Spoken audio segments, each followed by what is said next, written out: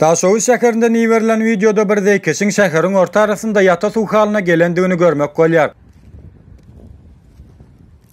Videonu uradan yurttaşymyzyň aýtmagy boýunça, zeýkeş bir näçe ýerinden gömülip bakmady ýaly edilipdir.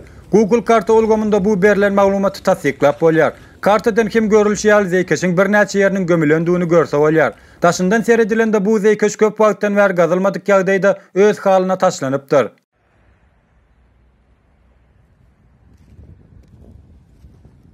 Zeýkeşe ýakyn ýaşaýan adamlar keselçiliklerin köpüsi şu ýata suwdan gelýändigini ananýarlar. Muňa goşmaşy 18-nji orta mekdep hem şol zeýkeşiň edil garşysynda ýerleşýär. Çagalaryň gatnaw ýeri bolmagy sebäpli enatalar çagalaryny suwun ýakynyna barmalyklary üçin duýdurýarlar. Mundan 15 ýyl bu zeýkeşden adamlar balyk tutýardylar. Endi bolsa ýanyndan geçmäge gorkýas. Göwnümizde onuň içinde her türlü keselçiligiň bardygy gelýär. Tomuz aýlarynda ýysyndan durar ýaly däl diýip maglumat beren ildeşimiz zeýkeş gazylyp akar ýaly edilmeli ýa-da düýbünden gömülip ýok edilmeli diýdi.